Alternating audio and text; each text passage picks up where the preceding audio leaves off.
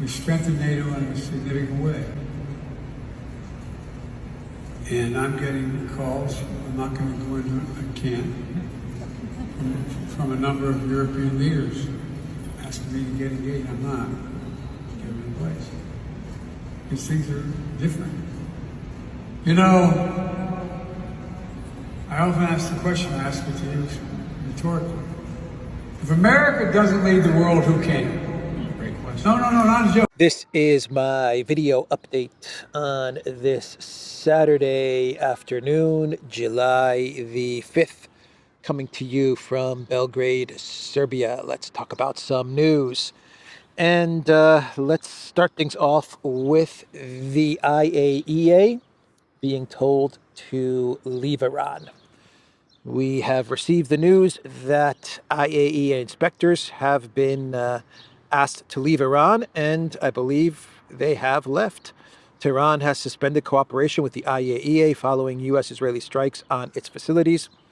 From my understanding of things, there were IAEA inspectors in Tehran throughout the 12-day war with Israel and the United States. They were in Iran as the U.S. was bombing the nuclear facilities, and they were in Iran up until the other day, when Iran finally kicked out the IAEA inspectors from their country. So that's an update there on what's going on with the IAEA inspectors in Iran. Amazing that they were still in Iran up until the other day, huh? Grossi is not going to be happy about this development, but Peshkan, the president of Iran, he is attending the Economic Cooperation Organization Summit, which is being held in Azerbaijan. And there are videos on social media showing Peshkan being greeted by the leader of Azerbaijan, Aliyev, and they're shaking hands and hugging it out and cozying up to one another, Peshkan and Aliyev. And a lot of people are scratching their heads. What is Peshkan doing? Azerbaijan, Aliyev. There are very credible reports and evidence. We actually have physical evidence as well, which shows that Azerbaijan was helping Israel to attack Iran. And now you have the leader of Iran hugging it out with Aliyev, and he's cozying up to Aliyev, which means that he's also trying to cozy up to Erdogan and to Turkey. Peshkan is very Turkish friendly. When he became president of Iran, one of his goals, one of his stated foreign policy goals, was for Iran to move closer to Turkey. I believe he's Azeri, actually, Peshkan. And he does speak fluent Turkish. So maybe one of Peshkan's strategies as we get closer to a possible round 2 confrontation between Israel and Iran is to try and win over Turkey and Azerbaijan. Peshkan's also in talks with Pakistan at this event, at this summit.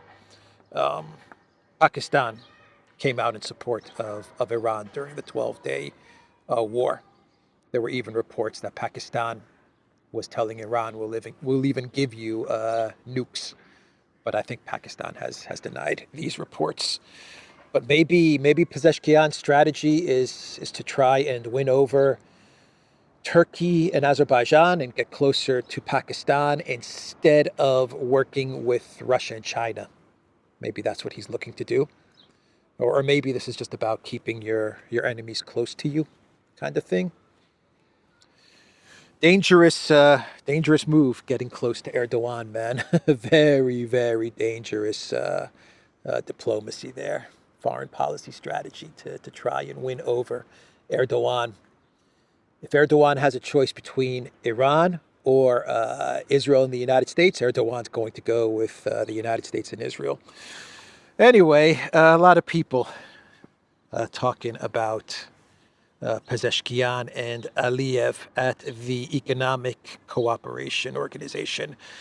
summit. Iranian president traveled to Baku for the ECO summit and met with Aliyev with a bright smile and friendly hug. Very disappointing to see Peshkan travel to Baku and greet Aliyev with such a warm hug and smile after all the indications that Baku regime facilitated attacks on Iran for Israel. Let's shift gears and talk about Trump's phone call with Zelensky. So Trump spoke with Zelensky. Nothing posted on Trump's Truth Social about the phone call. And Trump's Truth Social has now become the White House readout. So Trump has not posted anything yet about his phone call with Zelensky. And what we do know is coming from Zelensky's posts on social media, where Zelensky said that he spoke to Trump, we spoke about opportunities in air defense and agreed that we will work together to strengthen protection of our skies. Zelensky wants Patriots. He wants Patriots really, really bad because Ukraine is pretty much all out of Patriot systems and interceptors.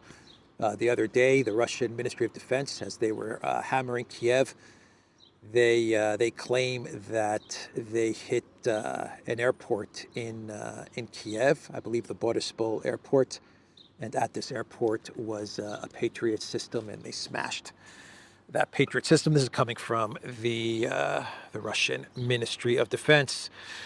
But that's what we know about the phone call between Trump and the Green Goblin. Trump was on Air Force One, and he was asked about his phone call with Putin and what is going on with Russia and with sanctions.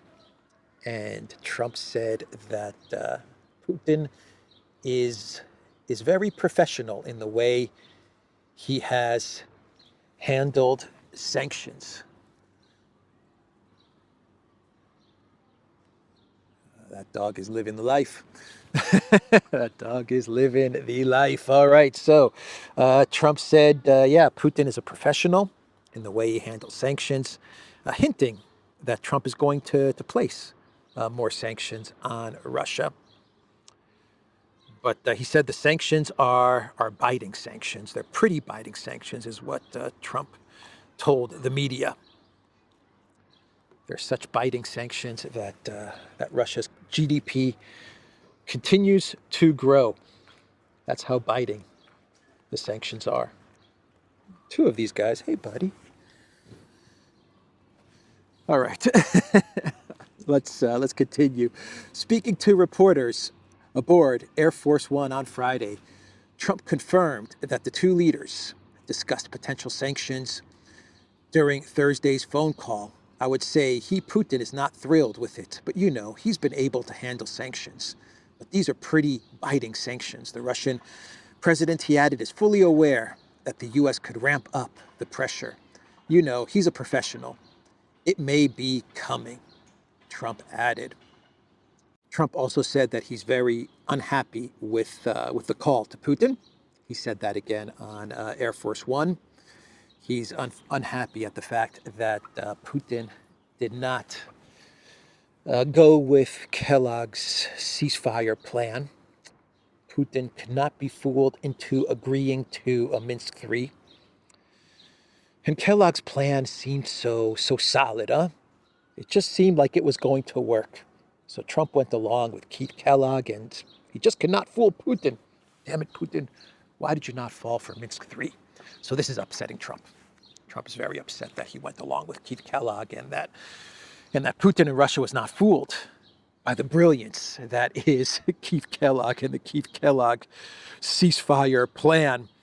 So Trump told the reporters on Air Force One that it looks like he, in reference to Putin, wants to go all the way killing people. That is what Trump said. He was also asked by reporters, who's been the toughest on Russia? Mirror, mirror on the wall. Who's been the toughest on Russia? And Trump said, I have. That's what he said. I've been tougher than Biden. I've been tougher than Obama. I've been the toughest on Russia. But yeah, Trump saying that Putin wants to go all the way, killing people is what Trump said. Because Trump in the United States, they don't kill people. They don't want to kill people, right? Those javelins that Trump said killed a lot of Russians. Remember that, President Trump? The beautiful javelins which killed so many Russians that Trump is so proud of, or the fact that it's the United States that has provided and continues to provide satellite and intel to Ukraine and to the Ukrainian intel agencies so that they can attack the Russian Federation and so that they can launch various sabotage operations inside of Russia. But it's Putin. Putin's the one that wants to go all the way, and that is escalating, according to Trump. The United States is a mediator in all of this, everybody. They're a mediator. They have nothing to do with this conflict. They're just trying to mediate a peace. Trump is the peace president. Anyway, that is what Trump said on Air Force One.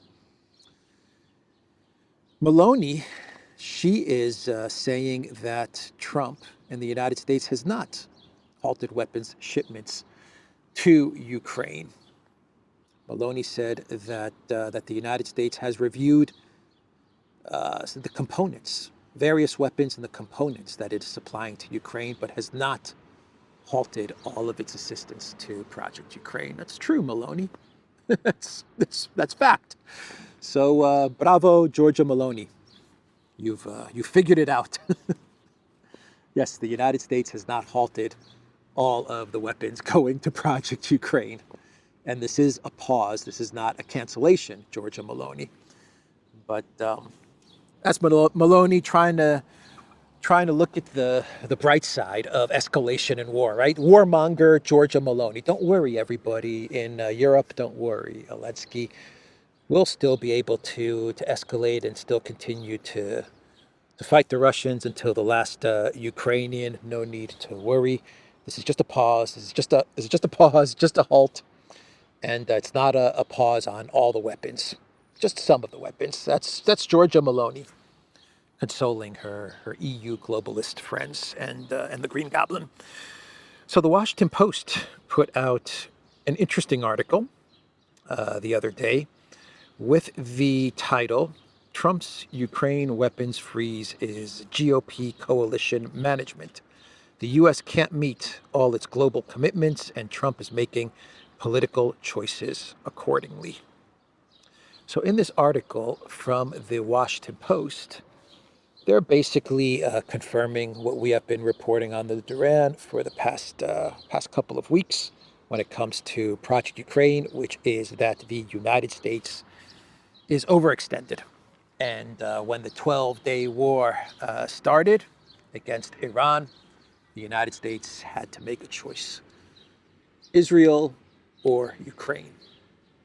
Which one do we choose? And of course, no surprise, the United States chose Israel.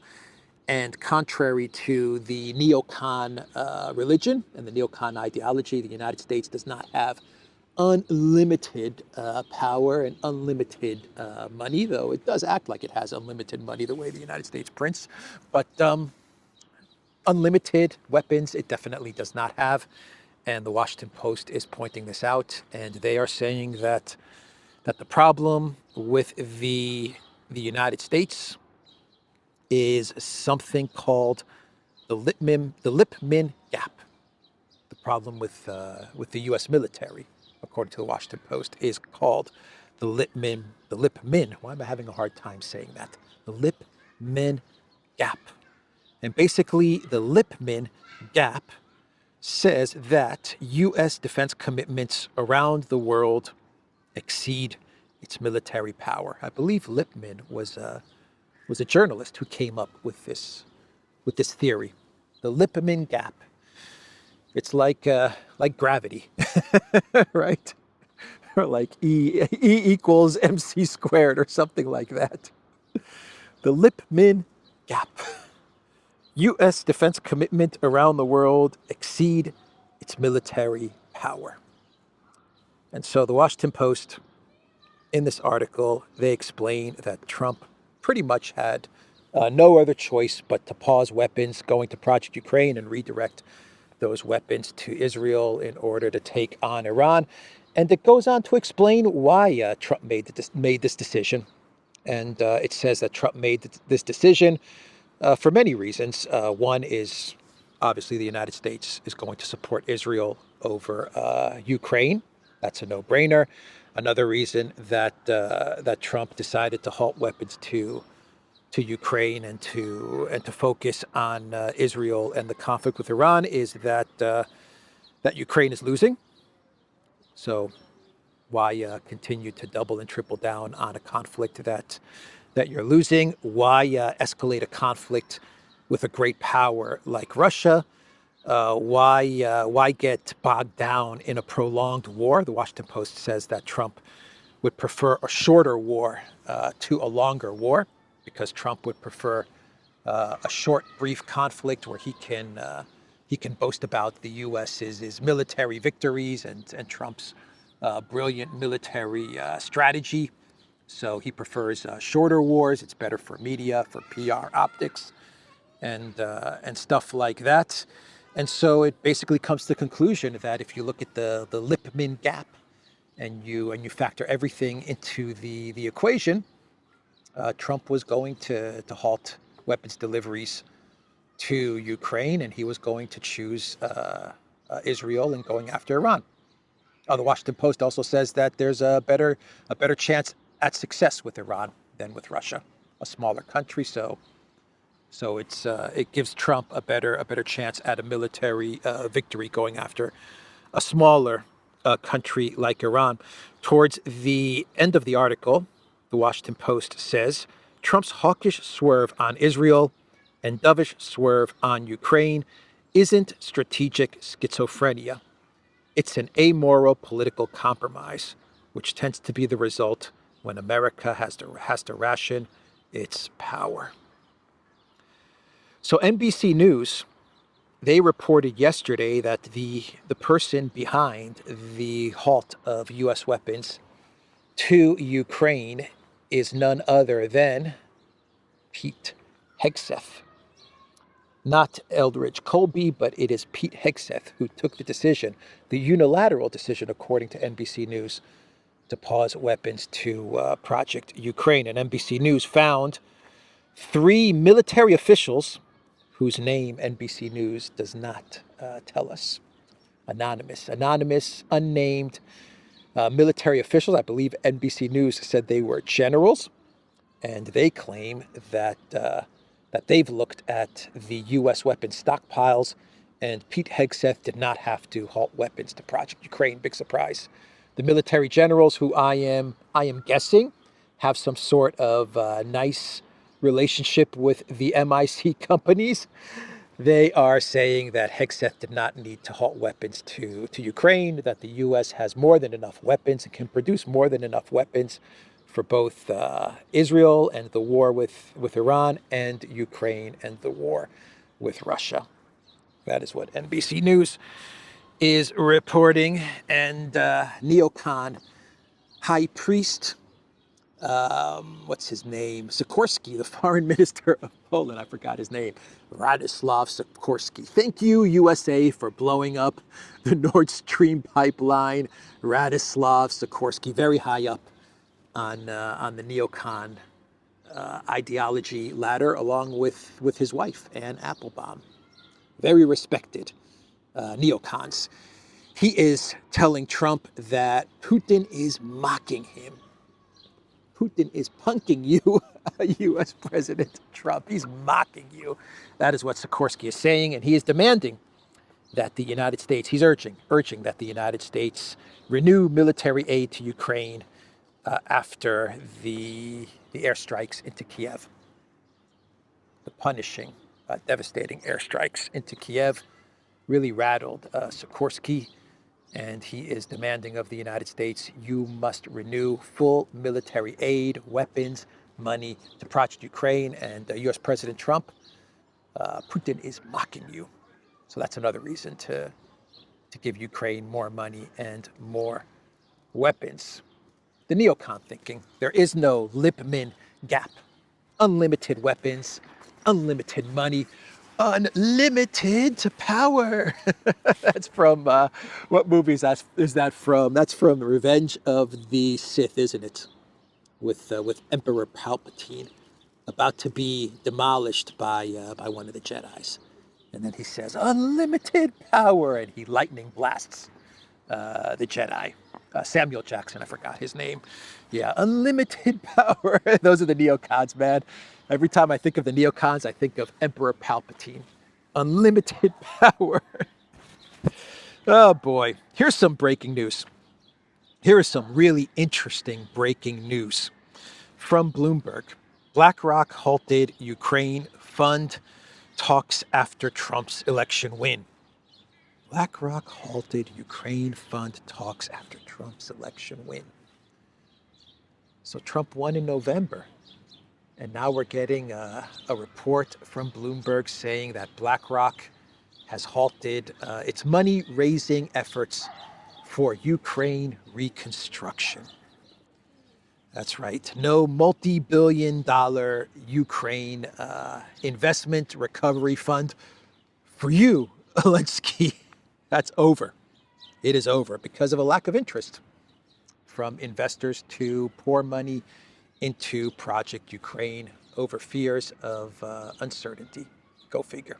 Investors are uncertain about whether Ukraine will even exist, so they are not going to give money to BlackRock. They're not going to take part in this fund, which BlackRock claims was going to be used to help Ukraine after the war, post-war, to help Ukraine in its reconstruction and its recovery, and of course in minerals and rare earths and gas and oil and all of those things. BlackRock was going to gobble it all up, and it was getting investors to put money into this fund. And now it looks like that fund is no more. Remember what I said last week in my report, what I reported on, which is that the Russians have captured the largest lithium deposits in Ukraine. They now have two big lithium deposits. They also have most of the rare earth minerals, which are in Donbass. The Russians also control that. The UK signed the rare earth minerals deal, allegedly, with Ukraine. Trump was talking about the rare earth minerals deal for how long? 1 month, 2 months, 3 months? He couldn't shut up about the rare earth mineral deal. We're going to get all our money back and more from this rare earth minerals deal. And what does the Russian military do? It just captures all of the rare earths and minerals and all of that stuff in Ukraine. Yeah. And now BlackRock is saying it's over. There are no rare earths to get. There is no lithium to get. Oil and gas, Russia's going to take that as well. Ukraine's lost this war. Why invest money into something that may not even exist in a year? That's what BlackRock is saying. Let's see. BlackRock bails. 15 billion Ukraine reconstruction fund collapses after Trump win. They're trying to blame this on the Trump win. Don't blame this on the Trump win, BlackRock. Blame this on the fact that Russia is winning the conflict, and they're taking control of all of the rare earths and minerals and oil and gas, all of that stuff. Russia's taking control of all of that. BlackRock quietly shelved its flagship Ukraine Recovery Fund after Donald Trump's election, exposing the West's fading commitments.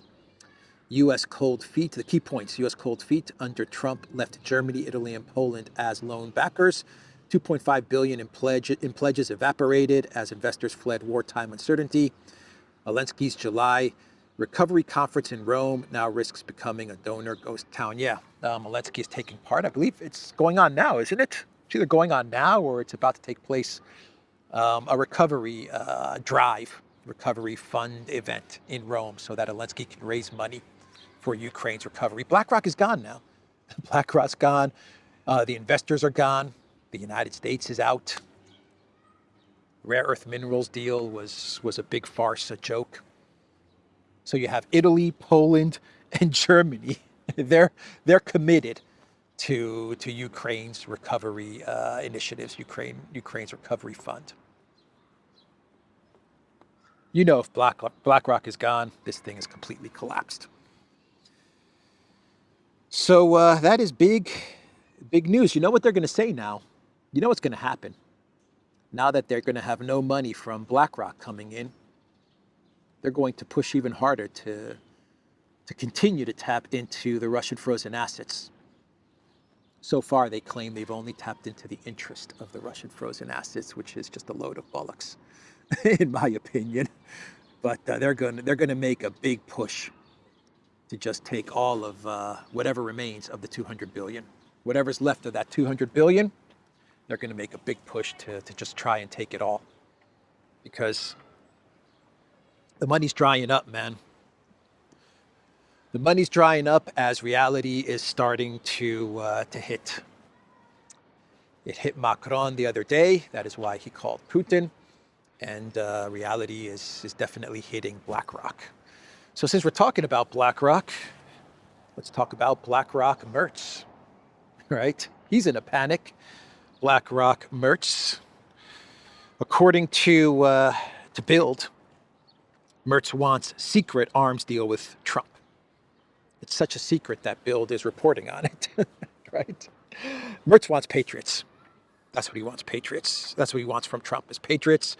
Merz talks to Trump on air defense for Ukraine. So Merz's secret deal is that he's trying to put together some sort of Patriots purchasing scheme. And he's basically telling Trump, Germany will purchase the Patriot missiles, you sell us the Patriot missiles, and then we'll give those to Project Ukraine. It could happen. It could very well happen. I don't want to get hit by flying pigeons. Anyway, but the United States has to give approval for that. Even if the United States sells the Patriots, if it has Patriots, I don't even know if the United States has Patriots to give, but I don't think they do. But maybe they can find a couple of Patriots here and there. But if they give the Patriots, sell the Patriots to Germany, then even if Germany wants to give those Patriots to Ukraine, the Trump administration has to approve that.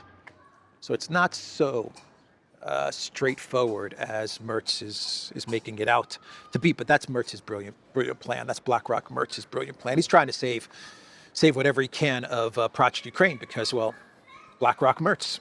And now he's seeing BlackRock pull out. Merz is in an absolute panic. He is trying everything to keep Project Ukraine afloat. So guess what has returned? Guess what has returned, everyone? The coalition of the willing is back. It's back. And it's better than ever. The coalition of the willing. Yep. According to Politico, UK to host Ukraine coalition of the willing meeting on Thursday. The push has been driven by France and the UK to provide security guarantees to Ukraine. So there's going to be some sort of a summit between France and the UK happening next week. Starmer meeting with flip-flopper Macron 008 and flip-flopper Macron are going to sign all kinds of agreements and mutual defense pacts. I don't know, stuff like that. And on the sidelines of the UK-France meeting, we're going to be treated to a coalition of the willing summit. Oh my God. Germany, who's in the coalition of the willing? Germany, France, the UK, and Poland, right? Zelensky's not going to be attending this in person. He's going to be in Rome. That's what's going to happen. Yeah, next week, Zelensky's going to try to raise money for Ukraine at the Rome recovery fund event, and he's going to beam himself into the coalition of the willing event. Zelensky can't be at two places at one time. So yeah, he's going to attend the coalition of the willing meeting via video. Give me money. Give me more money, coalition of the willing. Yeah, this thing doesn't go away, man. Coalition of the willing. It's like a bad disease. It just does not go away. Coalition of the willing. There must be some sort of grift in the coalition of the willing. There must be some sort of money that everyone is making from holding these coalition of the willing events. So let's do some more news. How am I doing on time? Yeah, let's do some more news, and then we can get into clown world territory.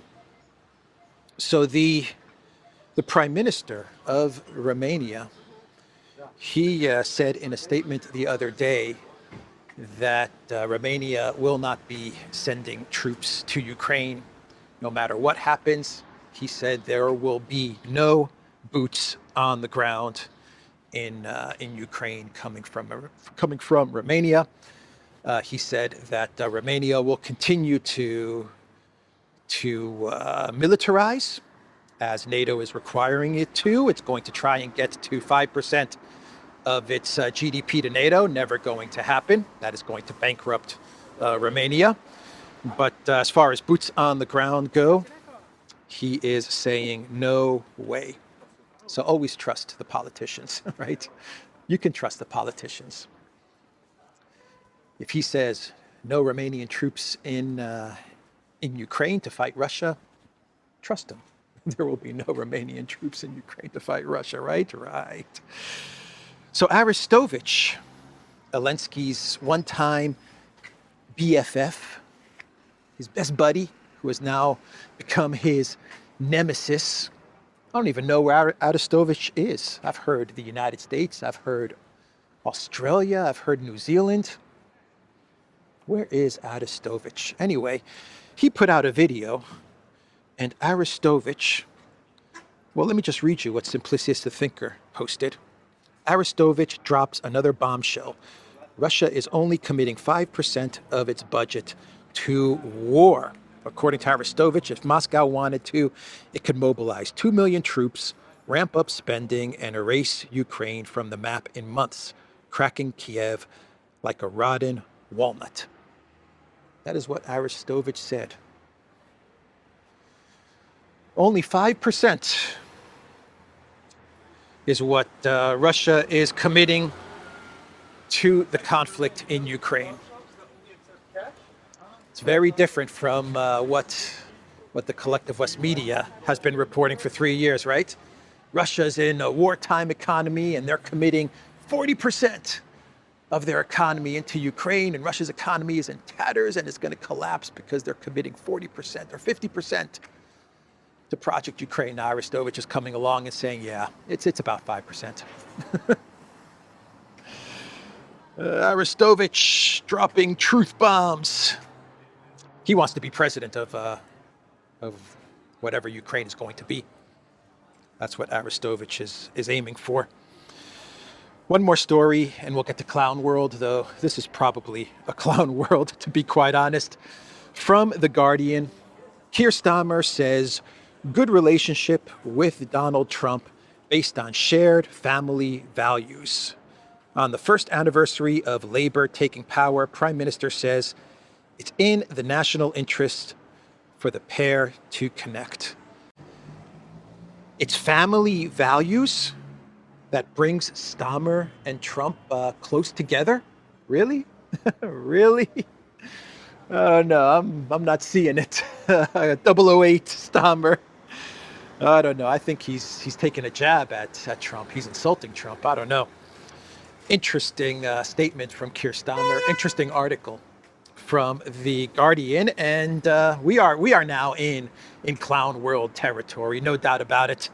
With that article from the Guardian, we're in clown world territory, and we will stick with 008. Never hear Keir. And 10 Downing Street posted on social media, a year in pictures.